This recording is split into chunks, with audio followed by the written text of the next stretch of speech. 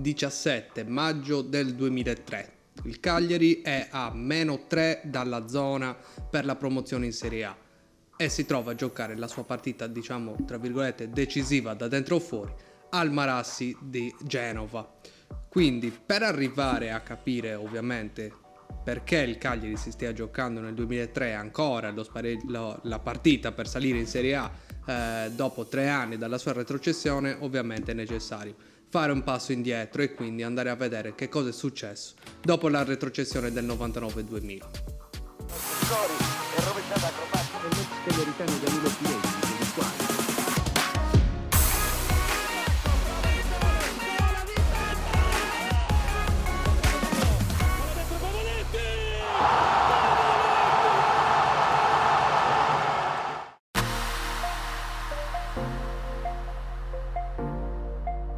Ci eravamo lasciati con il Cagliari di Olivieri retrocesso in Serie B dopo 2 soli anni dal ritorno nella massima serie. Quindi, ovviamente, come consuetudine e come abbiamo visto nello scorso episodio, il Cellino aveva già programmato la discesa in Serie B e quindi il paracadute per cedere ovviamente i pezzi migliori e ricostruire la squadra per fare l'immediato ritorno nella massima serie. Quindi nella stagione 2000-2001 il mercato del Cagliari ovviamente vedrà partire i pezzi migliori. Zebinà andrà alla Roma, Macellari andrà all'Inter, Mbomà andrà al Parma, poi verranno ceduti anche altri elementi della squadra, per esempio Corradi andrà al Chievo Verona, O'Neill andrà alla Juventus, partiranno anche De Patre, Oliveira, Berretta e Ammetrano, che per fine prestito tornerà alla Juventus e poi verrà girato in prestito al Crotone. Per rinforzare la squadra, per fare l'immediato ritorno in Serie B, ovviamente Cellino spende qualcosa. Intanto il Cagliari ha tanti giovani, come abbiamo visto dagli anni precedenti, che stanno iniziando ad affacciarsi nel campionato di Serie A. Basta pensare a Carrus, a Emiliano Melis e a Giovanni Sulcis, però nonostante tutte queste cessioni Cellino crede che facendo giusto, innestando giusto qualche giocatore di esperienza possa essere sufficiente questo per puntellare la squadra nei punti giusti e centrare immediatamente il ritorno in Serie A. Infatti arrivano Fontolan dal Bologna, ormai già sulla via del ritiro, arriva Alessandro Orlando dal Treviso, arriva Buso che non è più giovanissimo dal Piacenza, arriva Circati, un difensore centrale dal Treviso, arriva Lucenti dal Napoli, un centrocampista, e arriva anche Fabrizio Cammarata che fino a quel momento è effettivamente l'acquisto più oneroso della storia del Cagliari fino a quel momento. È un attaccante scuola Juventus che arriva dall'Hellas Verona. Arriverà anche Beghetto e Orlando sempre dal Treviso. Perché arrivano tutti questi giocatori dal Treviso? Andiamo subito a vedere perché arrivano tutti questi giocatori dal Treviso. Come fatto da Ventura quando era arrivato sulla panchina del Cagliari per riportarlo immediatamente in Serie A, anche il nuovo allenatore, che l'anno precedente era sulla panchina del Treviso, si porta dietro alcuni dei suoi giocatori fedelissimi. In questo caso si tratta di Gianfranco Bellotto, che reduce dall'anno precedente un 8° posto con il Treviso in Serie B, ha conquistato, diciamo, l'ammirazione del presidente Cellino, che decide di affidargli la panchina del Cagliari per fare l'immediato ritorno in Serie A. I migliori giocatori di quel Treviso dell'anno precedente saranno gli attaccanti sicuramente, con uno che sarà quello che arriverà a Cagliari, Beghetto, che sarà il giocatore che segnerà di più in quella squadra nell'anno precedente, e il suo compagno di reparto, che segnerà un gol solo in meno rispetto a Beghetto, ma che sicuramente era quello con molta più prospettiva di diventare un grande giocatore. Infatti poi lo dimostrerà negli anni, arrivando a vincere il mondiale, e ovviamente stiamo parlando di Luca Toni. Ovviamente le prime 3 giornate con Gianfranco Bellotto, con Sulcis, David Suazo, Melis, diciamo che il Cagliari viaggia bene, ottiene risultati, gioca bene, però siccome gli arrivi di Beghetto e di Orlando arrivano a stagione in corso, la squadra inizia a disunirsi, si iniziano a creare i gruppi magari con i giocatori più grandi che rivendicano la loro posizione, la loro gerarchia di giocatori più esperti, e con i più giovani che comunque iniziano a diciamo mugugnare per questa rivendicazione, che poi non portano a delle prestazioni di valore. Ma il Cagliari in che Serie B si è ritrovato? Nel senso, chi c'è in quella Serie B per quegli anni? Beh, diciamo che è una Serie B che poi sforna tanti talenti che poi si affacceranno anche sul grande calcio italiano. Per esempio c'è il Chievo Verona di Gigi Del Neri con Pellissier, Sato, Luciano, c'è l'Ancona in cui il portiere è Storari, per esempio. C'è la Sampdoria, la grande decaduta degli anni 90, in cui giocano gli ex Vasari e Marco Sanna, oltre ad avere in porta Sereni e come allenatore Gigi Cagni. C'è il Cosenza allenato da Bortolomutti, con Pantanelli in porta, che poi verrà a giocare anche a Cagliari, e in attacco un bomber di categoria come Zampagna. C'è l'Empoli in cui giocano dei giovani Totò Di Natale, Marchionni, Ciccio Lodi, Massimo Maccarone. C'è il Venezia in cui giocano Igli Vannucchi, Arturo Di Napoli, Bazzani, e poi c'è anche il Siena con in attacco uno come Tiribocchi. Sono gli anni dei grandi attaccanti, in cui anche le squadre di provincia hanno degli attaccanti che segnano tanti gol. Quindi dicevamo, il Cagliari inizia a disunirsi, e infatti già al a fine girone d'andata il Cagliari chiude al 6° posto. Il mercato di riparazione cosa darà al Cagliari? Intanto vedrà il ritiro di Fontolan, che già aveva giocato poco, aveva giocato una grande partita, quella contro il Pescara, in cui ha messo a segno una doppietta, e poi in entrata arriveranno dei giocatori che non saranno all'altezza delle aspettative. Per esempio arriveranno il difensore Medri dalla Serie C1 e il centrocampista centrale Antonio Esposito, capitano del Grasshoppers in Svizzera, ma che sicuramente non lascerà il segno. Lascerà anche il Cagliari Cavezzi, che era arrivato nel primo Ventura, e quindi con questo organico il Cagliari andrà a affrontare il girone di ritorno cercando un po' di assottigliare il divario che lo divide dalle zone che valgono la promozione in Serie A. Purtroppo saranno solo 4 le vittorie del Cagliari nel girone di ritorno, con 8 sconfitte e 7 pareggi. Alla 24esima giornata il Cagliari perde contro la capolista Chievo Verona, e quindi salta, come sappiamo bene, quando Cellino vede che i risultati non arrivano, salta alla panchina. Viene esonerato Gianfranco Bellotto e viene chiamato Beppe Materazzi. Scelta giusta, scelta sbagliata, questo non lo sapremo mai, però sappiamo che la media punti di Bellotto era sicuramente superiore a quella di Beppe Materazzi. La stagione poi verrà portata a termine all'11° posto, con di buono solo quanto fatto in zona gol, perché la coppia Suazo Cammarata metteranno a segno 23 gol in totale, 12 gol Suazo e 11 gol Cammarata. Saranno anche comunque di buon auspicio gli inserimenti di Lopez, di Lucenti, di Daniele Conti, di Andrea Capone e di Sebastiano Pinna, che sembra vivere una seconda giovinezza. Quindi, mancata la risalita immediata nella massima serie nella stagione 2000-2001, per tentare di raddrizzare il tiro Cellino si affida però a un altro allenatore che non ha ottenuto grandi risultati l'anno precedente, ma è rimasto stregato dal gioco che proponeva. Si tratta di Antonio Sala, che la stagione passata con il Siena ha raggiunto il 13° posto. Ovviamente non mancano anche i movimenti in mercato, perché intanto salutano Beghetto, anche se dopo qualche giornata a inizio campionato, ma ancora nel mercato estivo. Saluta anche Buso, arrivato sempre l'anno precedente, l'attaccante, che comunque aveva fatto il suo compitino, ma non è riuscito sicuramente a incidere. Saluta anche Medri dopo questa piccola frazione di stagione.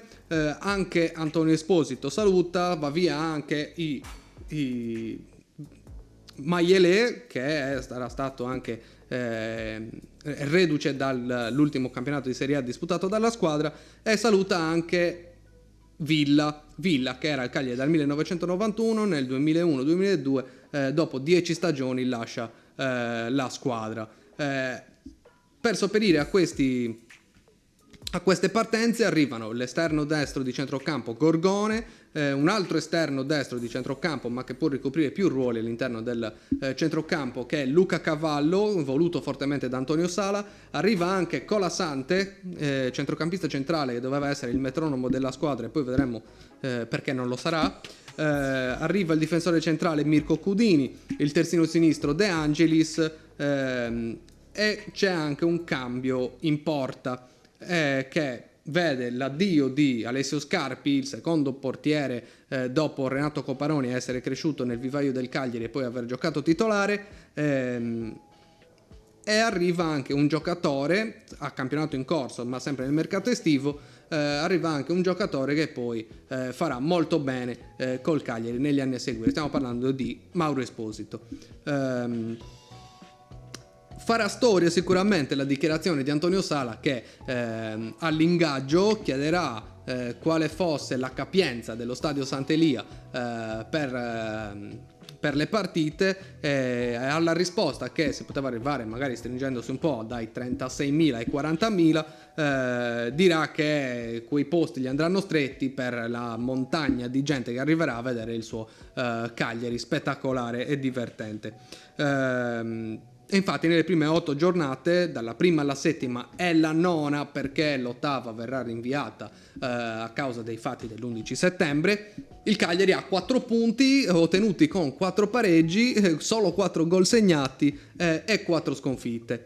Praticamente il Cagliari è in piena zona retrocessione. Dopo tutti i grandi progetti e le grandi parole proferite da Antonio Sala, il Cagliari sul campo non riesce a esprimersi, non riesce a segnare. L'allenatore è in totale confusione perché cambia interpreti, cambia attaccanti, prova a cambiare il centrocampo. L'unica cosa che non tocca è la difesa perché comunque regge, però continua a far girare il centrocampo e attacco cercando la quadra giusta, ma che con Sala non arriverà mai. Ovviamente il Cagliari occupa il terzultimo posto e in piena zona retrocessione ed è l'ultima cosa che Cellino vuole. Infatti Cellino interviene subito, esonero immediato per Antonio Sala, ma con la consapevolezza di avere una rosa decisamente valida.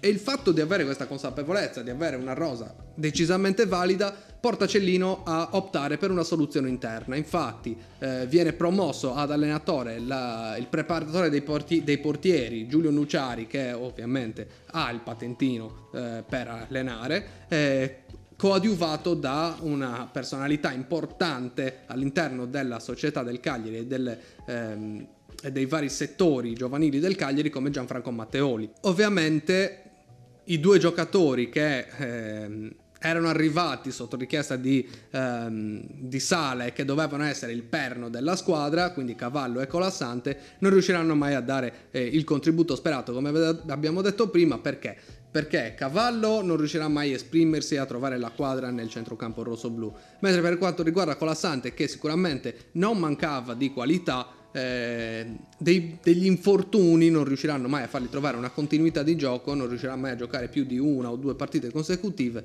e praticamente il campo non lo vedrà quasi mai. Con il duo Nuciari-Matteoli il Cagliari proverà e troverà anche un po' più di entusiasmo, riuscirà anche a ritrovare un po' la zona gol, incasserà un paio di sconfitte, incasserà anche 3 sconfitte, ma riuscirà anche a guadagnare 3 pareggi e anche le prime 2 vittorie stagionali, che momentaneamente porteranno all'11ª e alla 14ª giornata, porteranno un po' il Cagliari fuori dalla zona retrocessione, proiettandolo un po' nel centro classifica, ma poi arrivando circa alla 17ª giornata a ripiombare in zona retrocessione.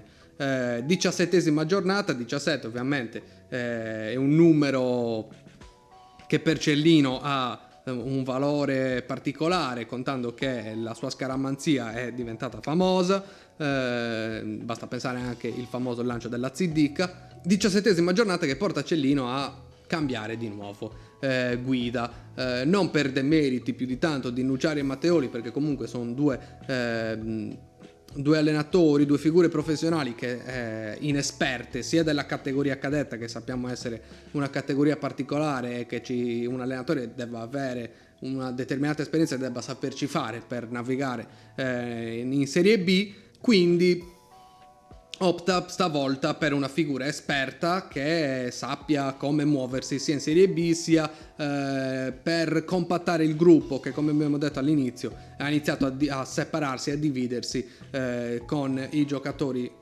più esperti e i giocatori più giovani. Quindi affida la panchina a Nedo Sonetti. Ora, Nedo Sonetti, l'incarico di Nedo Sonetti dovrebbe partire subito dalla 18ª giornata, però c'è il turno infrasettimanale, tra virgolette, perché c'è il recupero della giornata rinviata, dell'8ª giornata, era stata rinviata per i fatti dell'11 settembre. Sonetti non riesce a essere in panchina già per quella giornata e quindi si affida per quella giornata la panchina a Elvio Salvori. Elvio Salvori, che è l'allenatore della Primavera, che ha sfornato ovviamente i talenti che sono attualmente in prima squadra. Quindi si va a giocare a Empoli, si perde sì 2-1, però trova il primo gol stagionale Fabrizio Cammarata. Il Cagliari va sotto e riesce a reagire. La partita ovviamente poi per un episodio, perché è un calcio di rigore a favore dell'Empoli, porterà il risultato finale sul 2-1, rigore tra l'altro trasformato da Maccarone, ma con la squadra che inizia a dare segnali già di ripresa solo con l'inserimento cioè con la guida tecnica di un allenatore un po' più esperto e che sappia come riportare entusiasmo e coesione all'interno del gruppo. Quindi dalla 18ª giornata riesce a sedersi in panchina Nedo Sonetti, il cui pensiero principale è semplicemente di dire ognuno torni a giocare al proprio posto. Infatti mette François Modestot al centro della difesa insieme a Lopez. Modestot ricopriva quel ruolo quando giocava in Francia al Bastia, spostando Grassadonia sulla destra, un giocatore più esperto che ovviamente riesce ad adattarsi a non dare ad avere compiti difensivi. Sull'altra fascia a sinistra gioca Sulcis, che è un giocatore che spinge molto. Il centrocampo sarà a 4, il modulo sarà il 4-4-2. Il centrocampo sarà a 4 con sulla destra Ciccio Esposito, sulla sinistra Giorgio Lucenti. I due centrocampisti centrali saranno prevalentemente Sebastiano Pinna e Nelson Abegon a fare muro davanti alla difesa, con gli esterni che tenderanno molto a inserirsi, come sappiamo, dalle qualità sia di Lucenti sia di Mauro Esposito. Davanti ovviamente l'attacco è affidato alla coppia che l'anno precedente aveva messo insieme 23 gol, quindi Suazo e Cammarata. Ovviamente con questo modulo, con questa riorganizzazione della squadra e con il carisma di Nedo Sonetti all'interno dello spogliatoio, la squadra inizia a girare. Infatti nelle 21 giornate che portano poi alla fine del campionato, Sonetti fa quello che riesce a fare, ma anche di più, perché Sonetti sulla panchina del Cagliari nella stagione 2002-2003 riuscirà a conquistare 34 punti in 21 giornate, 27 gol fatti, 19 soli subiti, ed un rendimento che avrebbe permesso alla squadra, se l'avesse tenuto per tutta la stagione, è un rendimento che avrebbe permesso alla squadra di classificarsi terza a fine campionato. Però ovviamente i danni sono fatti, non sappiamo come sarebbero andate le cose se Sonetti si fosse seduto sulla panchina del Cagliari all'inizio campionato, quindi prendiamo per buono la media punti di Nedo Sonetti, che nelle 21 giornate sarà di 1,6 punti, tantissimo. Invece quello che si riuscirà a ottenere per quella stagione è salvare il salvabile in quelle 21 giornate con un 12° posto, che quindi condannerà il Cagliari a un'ennesima stagione in Serie B. Quindi la stagione 2002-2003 sarà abbastanza travagliata. Partirà già con varie vicende che metteranno un po' le basi per una catastrofe o comunque una stagione decisamente complicata. C'è il fattore stadio, perché la commissione per la sicurezza minaccia di non dare l'agibilità allo stadio per le partite casalinghe del Cagliari per dei gravi deficit a livello strutturale. Ci sono travi deteriorate, ci sono ferri esposti, quindi effettivamente il Sant'Elia inizia a essere un rudere. Quindi Cellino mette le mani avanti e dice: va bene, monto le tribune, quelle mobili in ferro, così sfrutto anche questo per portare il pubblico a ridosso del campo e quindi far valere ancora di più il fattore campo, che sappiamo a Cagliari essere stato particolarmente importante negli anni a seguire sino ai giorni nostri praticamente. Quindi diciamo messo un po' in archivio il fattore stadio con i problemi relativi allo stadio. Per quanto riguarda la guida tecnica del Cagliari, visti i risultati di Nedo Sonetti, ovviamente si pensa a lasciare Sonetti sulla panchina del Cagliari, e inizialmente è così, almeno così si pensa. Quindi sul mercato salutano il terzino Sulcis, i terzini Sulcis e De Angelis. Tornano dei prestiti Carrus e Capone, che nel frattempo nella stagione passata erano andati in prestito a metà stagione. Arrivano i difensori Loria, Manighetti e Pineda. Torna anche Fabian O'Neill, che dopo l'esperienza alla Juventus è al Perugia, diciamo continua a perdersi ogni stagione un po' di più. E infatti anche questa stagione a Cagliari O'Neill non vedrà mai il campo, perché ormai la sua dipendenza lo sta completamente deteriorando dall'interno, lo sta mangiando. Arriva anche una giovane alla sinistra, Dalla Torres, nato a Napoli, trapiantato a Sorso, con grande corsa, mancino, un bel sinistro, che poi negli anni diventerà arrodotto, e stiamo parlando ovviamente di Antonio Langella. Antonio Langella, adesso piccola parentesi, uno dei giocatori che mi ha esaltato di più nella sua parentesi a Cagliari, perché veramente quando partiva aveva quella grinta contagiosa che portava, si portava dietro l'entusiasmo, lo creava dal nulla, bastava gli arrivasse la palla nei piedi e tu ti alzavi in piedi anche tu per vedere quando partiva e la grinta che ci metteva, sembrava che stessi correndo con lui. Comunque, piccola parentesi chiusa sull'Angela. Quindi l'obiettivo stagionale ovviamente sarà di trovare lo spazio anche in squadra per i giovani, l'Angella, per Carrus, per Melis, per Capone, quindi ovviamente poi l'obiettivo principale sarà sempre la promozione. Si parte in Coppa Italia con il gironcino di qualificazione, con Livorno, Pistoiese ed Empoli. Si perde a Livorno con i gol di Protti, ma ci può stare. Si vince di misura con la Pistoiese per 1-0 con gol di Camarata, e poi si va ad Empoli e si perde per 3-0. La sconfitta di Empoli dà a Cellino una scossa, un campanello, si accende in Cellino un campanello d'allarme. Quindi cosa fa?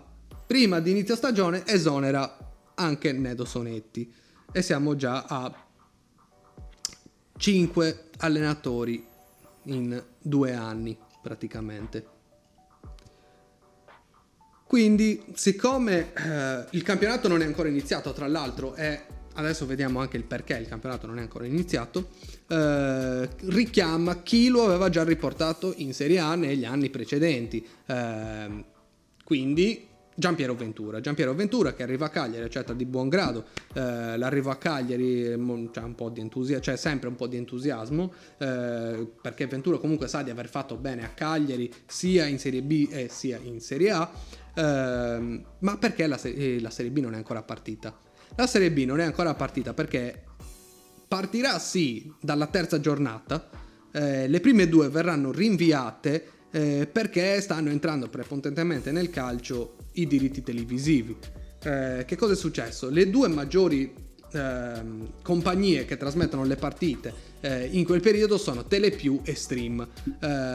Telepiù è quella che la prima che è venuta fuori e che è riuscita a trasmettere le partite. Stream è quella che negli ultimi anni ha preso sempre più piede e ha acquisito sempre più diritti televisivi. Per la stagione 2002-2003 Telepiù e Stream si sono divise equamente i diritti televisivi delle squadre di Serie A.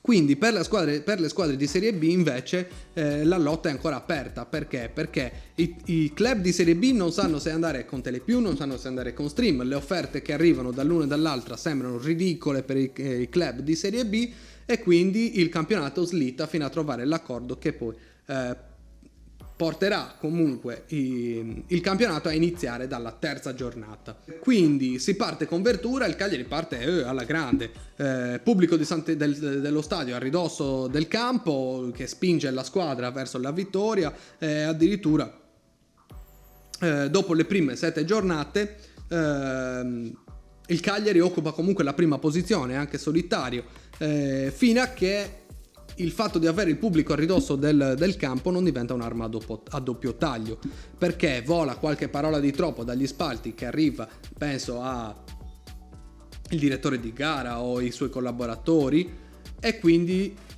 arriva la prima squalifica del campo. Il Cagliari comunque non c'è poco male, va a giocare al Flaminio di Roma contro il Lecce, la partita finisce 1-1, per il Lecce tra l'altro segna Mirko Vucinic, un giovane Mirko Vucinic, quindi possiamo capire che anche il livello del campionato 2002-2003 non è sicuramente un livello basso, quindi poco male, tutto a posto. Passano altre 2 giornate, il recupero della prima giornata è la giornata numero 11 con il Cagliari che pareggia di nuovo con il Cosenza e batte il Venezia. Al momento la squadra, dopo la vittoria con il Venezia, è al secondo posto in classifica, dopo aver, come abbiamo visto, occupato la testa della classifica per tutta la prima parte della stagione. Alla 12ª giornata accade quello che segnerà, diciamo, sarà un evento importante di questa stagione del Cagliari, che sarà un peso sia a livello psicologico e anche comunque porterà il Cagliari a doversi spostare. Va in scena al Sant'Elia Cagliari-Messina, la partita si mette subito male per il Cagliari perché per un calcio di rigore il Messina passa in vantaggio, calcio di rigore trasformato da Zampagna, al 30° minuto quindi Zampagna trasforma e porta il Messina in vantaggio. Poi però ci sono vari episodi arbitrali che diciamo lasciano un po' il Cagliari interdetto, falli tattici che non vengono puliti con l'ammonizione, fuorigiochi inesistenti, quindi diciamo un po' il Cagliari si innervosisce, ma comunque la gara prosegue fino all'82° minuto. All'82° minuto una persona, perché non lo definirei tifoso, una persona riesce a saltare le barricate che dividono gli spalti dal campo e aggredisce il portiere del Messina, Manita. Manita resta a terra, verrà portato fuori in barella, la partita verrà sospesa all'82° minuto, poi ovviamente la giustizia sportiva darà la partita persa al Cagliari a tavolino per 2-0 e ci sarà la squalifica del campo, stavolta per 2 giornate. Quindi il Cagliari cosa fa? Va di nuovo al Flaminio di Roma? No, stavolta pensa a una soluzione per rimanere in Sardegna. E quindi, diciamo, per abbracciare anche la fetta di tifosi del Cagliari del centro-nord Sardegna, il Cagliari va a giocare a Tempio, allo stadio Manconi di Tempio.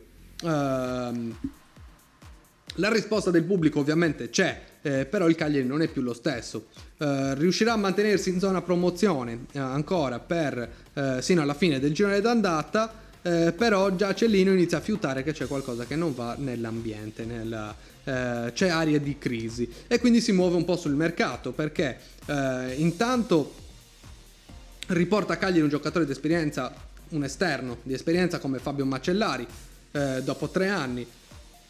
Porta anche un attaccante come Cristian Bucchi, mentre partono Colasante, che ovviamente non è riuscito a trovare la condizione fisica per esprimersi al meglio, e parte anche il capitano Gianluca Grassadonia, più per un fatto economico probabilmente che per un fatto di tecnico, a livello tecnico della squadra, perché comunque Grassadonia era uno di quelli che aveva ancora il contratto pesante della Serie A.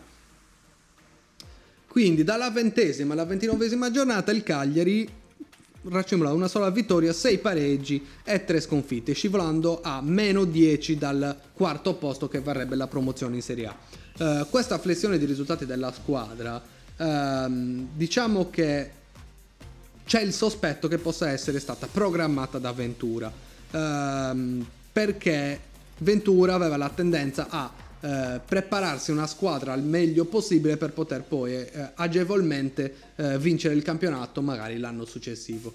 Probabilmente questo è quello che ha fatto Ventura anche in questa stagione, perché le potenzialità della squadra erano ottime per quello che si era fatto vedere, che si era visto all'inizio del campionato. Quindi il Cagliari scivola a meno 10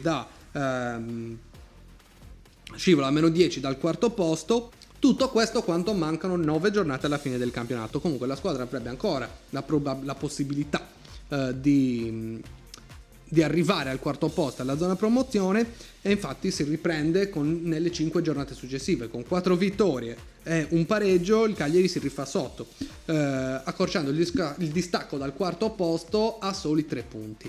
Ed è qui che arriviamo così al 17 di maggio del 2003. Il Cagliari a meno 3 dal quarto posto, che varrebbe la promozione in Serie A, e come abbiamo detto inizio video c'è Sampdoria Cagliari. Siamo al Marassi, la Sampdoria è capolista e gioca per avere la matematica promozione in Serie A. Mentre il Cagliari ovviamente gioca per non perdere il treno delle prime 4 e quindi aggregarsi alla corsa promozione.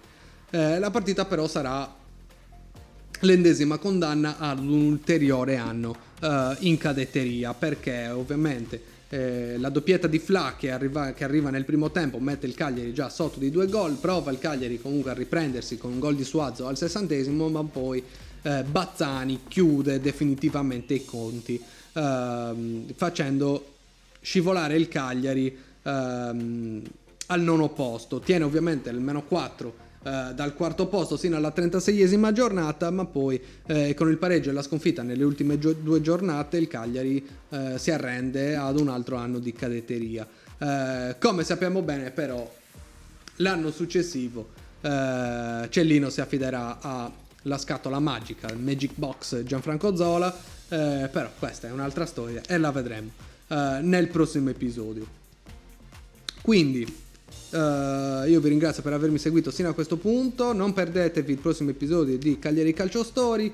Sono andato un po' più veloce perché ovviamente dovevo coprire 3 stagioni, non volevo fare un video da 1 ora e mezza, quindi ho anche tagliato fuori diciamo quello che è successo nel campionato italiano in questi anni. Nel campionato di Serie A mi sono concentrato più sugli avvenimenti che hanno segnato queste 3 stagioni di transizione del Cagliari, e quindi niente, chiudiamo così il video. Io vi ringrazio per avermi seguito, ci vediamo al prossimo episodio di Cagliari Calcio Story. Martedì il punto sul mercato e vediamo com'è andata la partita in Coppa Italia tra Cagliari e Carrarese, facciamo una piccola analisi. Io vi invito a iscrivervi, a lasciare un mi piace, a condividerlo con un tifoso del Cagliari che ha vissuto quei periodi, e finalmente siamo anche arrivati al punto in cui finalmente ho memoria, perché dalla stagione 2003-2004 io ho memoria delle partite del Cagliari. Ci saranno anche le prime partite che ho visto allo stadio, di cui ho memoria ovviamente, perché dai racconti poi di mio padre mi ha portato a vedere anche altre partite, ma io non me le ricordo. Quindi il mio apporto emotivo ai prossimi racconti da qui in poi sarà sicuramente maggiore, non sarà più solo fredda storia, ma saranno anche caldi ricordi. Quindi io vi ringrazio, vi saluto, ci vediamo alla prossima. Iscrizione, campanella, like, condivisione. Seguitemi anche su TikTok perché ho aperto un profilo anche lì, in cui pubblico sostanzialmente un po' di stralci di video di YouTube. Quindi io vi ringrazio, noi ci vediamo alla prossima puntata, ciao!